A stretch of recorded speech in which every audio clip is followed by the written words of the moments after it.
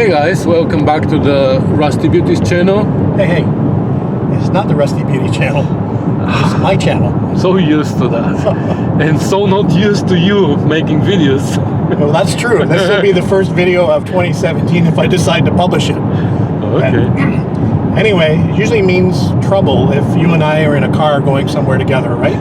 Yeah, and we're not even in a pickup truck or anything. It's like a... Well, not yet anyway. So we're on our way to Lindsay, Ontario. It's February the 1st, and we're going to look at a special project, let's just say that. We'll probably talk more about it, but we want to see it first. Let's just say it's a rare project. It's British, something you see very few of in North America. So is it a Vitesse? No, I'd like a Vitesse though. I'd like a Dolomite and a Vitesse and a bunch of other stuff, but no, it's not that. But anyway, we're gonna go look at it. I don't know if we'll be able to take any video of it because obviously we're looking at it in front of the current owner, and a lot of times they don't want you to video. But I should be able to at least take a few still photos of it, and maybe then I'll post the still photos and we'll have a little chat about it. Maybe on the way back, we'll have a little bit of a chat about what we saw and what our decision was, or what my decision was as far as buying it. Yeah. Like I need another project. Yeah. Okay? And there's always room for another project. Well, you're down to what now? 4? 5 waiting in the list? 4 waiting? 3.5. Yeah, you just finished one, so you have to add one more to the waiting list. Anyway, the storage is the problem. I mean, getting the cars is not a problem. It's the storage is the problem. So, but we'll cross that bridge when we come to it. Yep. Do you have any room to store stuff? I mean, you're already storing my TR4, so I've got cars in 3 different locations being stored now. So maybe I have to look for a 4th location. Yeah, no problem. If you want to store them outside, I have 10 acres. Okay. Put one back in the bush. Yeah. All right. See you in a bit. All right, welcome back. It is February the 4th, Saturday, and early morning, about 8:30ish. Yeah, so first thing I need to correct is I said, I think in my last video when I watched what I'd recorded, I said this will be my first video of 2017. I don't know what I was thinking, but anyway, it's 2023 as far as I know. Did I get that right? Yep. Anyway, things have escalated quickly, let's say. So we are on our way back to Lindsay, Ontario. I did end up buying a special project, and we're going to retrieve it probably on the coldest day of the year, and obviously a little bit of snow. We've got the trailer in tow behind us. We're going to pick up the project in parts, so this will be part 1 basically, where we're picking up some of the bits. The car has been stripped of interior and engine and transmission, so we're going to be picking up those bits today, and then we'll pick up the body tub, or what's left of it, and probably a later date, maybe end of March, early April, we'll see. Anyway, we'll take some more video once we get to Lindsay. It's about an hour-and-a-half drive, and it's not going to be a nice drive. It's probably going to be even a little bit more snowy when we get a little bit further north, but it is what it is. So anyway, we're looking forward to having a good day, exciting day, so we'll see you when we get there. All right, unfortunately it hasn't warmed up much. We're like the craziest 2 people in the world right now, I think. The only ones on the road? Yeah, it's minus 20. The roads are not very good. Anyway, here is what we are coming to pick up. Like I mentioned, we're going to do it in 2 different trips, but it may just look like a regular TR6, and you wouldn't know it. Do you have the mirror image on your camera set up? Why? Can you see me? Yeah, is it reversed? No. Something is wrong in this car. Yeah, something is wrong. Why is the brake booster over on the left-hand side? Huh. Yeah, that's why this project is a little bit special actually, and quite rare in these parts. It's actually a 1970 Triumph TR6, but it's the UK version, so it's the petrol injected version. So again, quite rare, and we'll talk a little bit more about the specifics of it. It's obviously a rusty beauty. It is a complete car. The engine and trans have been removed. That's what we're actually picking up today. And there's a bunch of parts in the inside here, the windscreen, trunk lid, gas tank, and a bunch of bits back here we're going to clear out today as well. And then we're going to end up trying to take that steering wheel off because we don't want to get that damaged. So like I mentioned, we're going to leave the body tub here. We're actually going to cover it and leave the tub here probably until late March or April. But we're going to take all the ancillary bits. The shop actually is over there where they have the engine and the PI unit and the transmission, which is an overdrive transmission, which is always nice as well as the interior. The interior, I think, was white or changed over to white in this car. This car was originally red, as you can probably tell, signal red from the factory with a black interior. So anyway, we are going to load up what we can, cover this, and get back on the road. Then we'll have a little bit more of a chat about this car. But here it is in all its glory. Pretty much mostly every panel on this car has some sort of damage that will need to be repaired. The only two panels that might be half decent are the two saddle pieces. The rear valance needs a lot of work. The front valance needs a lot of work. The fenders need some work. The fronts and the rears. So engine bay, surprisingly, doesn't look too bad. The battery box actually is very good in this car for some reason. I don't know why. But the frame is shot, so we need a new frame or need to repair the frame. We haven't got that far yet. So we do know that it's got lots of issues like that we need to look at. But again, it's a project, and I'm excited about it. Yeah. Okay? You don't see very many of these. So I actually don't mind the wheels, the old slotted mags. I'm not sure what type they are, but we'll find that out at a later date as well. All right, that's it for now. We'll get stuff loaded up and back on the road as soon as we can to get out of this cold. Minus 20. All right, guys, back home safely from the trip to Lindsay, Ontario. It's 9 degrees Celsius in the garage. It's just under 50 degrees Fahrenheit, but it feels like Bermuda in here after minus 22, minus 23, plus wind chills. We're in the minus 30s, so definitely not the greatest of days to pick up a Triumph TR6, but sometimes you got to do what you got to do. Time is limited for both myself and Lynn. So thanks for Lynn for going with me today to do some of the grunt work to get some of these parts home. So talking about parts, we have the injection unit here on the bench. First time I've seen the Triumph petrol injection up close and personal. So that's going to be interesting going through this system and learning all about it. Let's have a little bit of a chat about the car that I've picked up, or at least give you a little bit more information than maybe I did on the last segment of video when we were freezing cold. So it is a 1970. It was sold to me as a 71, but if I look at the commission number, it looks to be a 70. So it is a right-hand drive. It is a petrol-injected TR6, so a home market or UK version of the TR6. It is overdrive from the factory.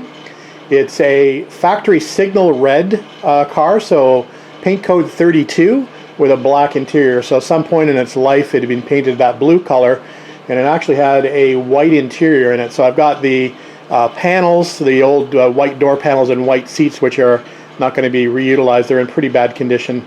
But anyway, that's what the previous owner had the car painted. It was sort of a blue metallic, light blue metallic, and you can see from the video I took, and I'll throw some still photos up at the end of this video that show the car in a little bit more complete form versus when the body shop started to tear out the interior and take the windscreen off and the engine and transmission out, etc., to start the project. Again, I'm not sure what I talked about previously when I was freezing cold looking at the car in Lindsay today, but I'll go over what I've got as my next project after I finish the 59 TR3 project. We'll probably have to have a look at what we want to do as far as what projects we want to put in the lineup. I have a 62 TR4 and an 81 TR8 after the 59 TR3A project. So we'll see if the TR6 PI moves up in the list of projects that I want to do more quickly. This is probably the worst of the projects that I have remaining as far as condition and rust is concerned, but we'll talk about that a little bit more in the next segment of this video. So I'm not sure if you were able to tell from the little short video that I took, but the car is in pretty poor condition as far as the body tub is concerned and the frame. The frame is, from what all intents and purposes, we think the frame is shot on the car. We couldn't really get under the car to look at it. But based on what the previous owner has told us, We know the frame is rough. From what I can see inside the car, I know the frame is rough, so I'm pretty sure we'll be looking at a new frame for that car, or a replacement frame. So that's number one. As far as the body is concerned, it's extremely rusty. Like I'd mentioned, I think in the previous video segment, most of the panels have some rust. Some is going to be repairable. Some might get new panels thrown at it. But it looks like it's going to pretty much need everything except for the, I think I mentioned, the saddle piece, or the piece that goes underneath the windscreen, and the piece that holds the gas cap. I think are the only two pieces that may not need too much work. But again, it's one of those tip of the iceberg things where we need to see what things look like. If you remember, the TR250 didn't look too bad until we got the fenders off and we got the paint stripped off the body tub and the fenders, and then it turned into a bit of a nightmare. I'm sure the same scenario will sort of play out with this car as well. As we get into it a little bit more deeply in the future, we're going to see exactly how bad this car. So it's bad, and I know that, and I'm looking at it as a project that it's going to take some time to complete, but it's an interesting project because this car is very rare in North America. I can only think that there might be, hard to say, but I was going to say around 3 to 4 right-hand drive petrol-injected TR6 in North America. So from that perspective, it's a pretty rare car. I have seen some petrol-injected TR5s, and I have seen some petrol-injected TR6s, 1 or 2 here and there. Now, the TR5 is obviously a right-hand drive car. I think the petrol-injected TR6 I've seen one that I can recall. I believe it was a left-hand drive car, and we'll talk a little bit more about that in the next segment. All right, for those of you who are not Triumph TR6 aficionados, the TR6 was produced from 1969 until 1976. Now, there's a caveat to that. In doing some research, it looks like the petrol-injected TR6 was only produced until about mid-June or July 1975. So I doubt you will find any 76 petrol-injected TR6s on the road, but again, some of these got mislabeled. For example, as I'd mentioned on this car, it was advertised, I think I mentioned anyway, it was advertised as a 1971, where in actuality it's a 1970. So just under 92,000 TR6s were produced from 69 to 76, and of these TR6s, 8,370 stayed in the home market in the UK, and they were a right-hand drive petrol injection TR6 versus the left-hand drive carbureted editions that Canada and the US and other parts of the world got. So the petrol-injected cars were divided into 2 series. So the CP series, which my car will be, being a 1970, the CP series was from 1969 to the end of 1972, and then that was followed by the CR series from 1973 to mid-1975, like I'd mentioned. So the early cars had 150 BPH, or horsepower, if you want to talk about American terminology, and the later cars, the CR series cars, had 125 BPH from the factory. So that was a big change from when they when they exported these cars from the UK to North America, and they carbureted the TR6s. The horsepower dropped dramatically, along with all the emissions requirements in the US. It dropped down to 104 horsepower in the earliest editions of the TR6. Now, I'd be remiss if I didn't mention that there are also 5,542 left-hand drive petrol-injected TR6s that were assembled in Belgium. They were actually exported out of the UK in what was called a knocked-down kit and assembled in Belgium. So I just wanted to make note that there are additional non-UK version or non-home market versions of the Triumph TR6 petrol-injected, both in the CP series, which is the early series, and the CR series, which came after 1972. As far as numbers remaining, at least in the UK market, there's some data you're able to pull from the MOT, Ministry of Transportation in the UK. That indicates that there are approximately 4,000 Triumph TR6s still left on the road. There are 1,300 or approximately 1,300 what they call SORN, S-O-R-N, which is an off-road notification, which means the cars are untaxed and un-MOT'd. So they're probably languishing in a barn somewhere or in a junkyard, who knows. But that number could potentially also include some repatriated Triumph TR6s that came back from the US or Canada. So the numbers are, as I mentioned, 4,000 of the Triumph TR6s in the UK left known to exist. So pretty rare car, especially to find in North America. Like I mentioned, I think I could probably say that there might be only 3 to 4 in North America. I've been to quite a few shows in Canada and the US, and like I said, I've only seen a few, and I can't even recall if I've actually seen a right-hand drive model of the TR6 PI. So definitely caught my attention when I saw this come up for sale, and I thought it would be an interesting project. We're going to obviously keep it as a right-hand drive car. We're obviously going to keep the petrol injection. We're going to return it to its stock factory color and factory interior color. That's the plans for the car at this moment anyway. Those could change, but that's the plan. So just for anybody that might be interested, from the commission number perspective, mine, as I've mentioned, is a 1970. It has a commission number of CP52627O. The O stands for overdrive, so this came from the factory with an A-type overdrive, so overdrive on second, third, and fourth gears. And for those that might be interested, I did check the engine number, and it is the factory engine in the car. So the engine has not been swapped out, which is a good thing. It's always nice to have the original engine in the car, so that checked out according to the numbers, so I'm happy about that as well. Now, I don't have a lot of back history on the car from the current owner, who actually bought the car a couple of years ago. I think he mentioned that he bought it in 2021, somewhere around there.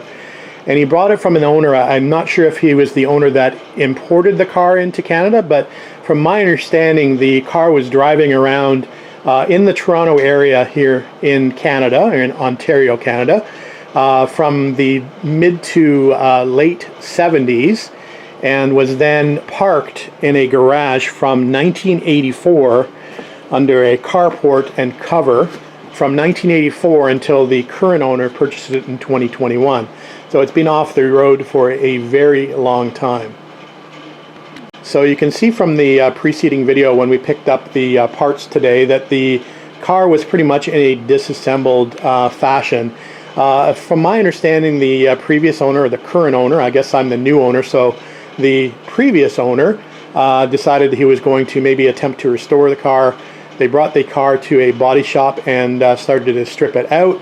As I'd mentioned, the engine and trans were pulled, along with all of the interior components.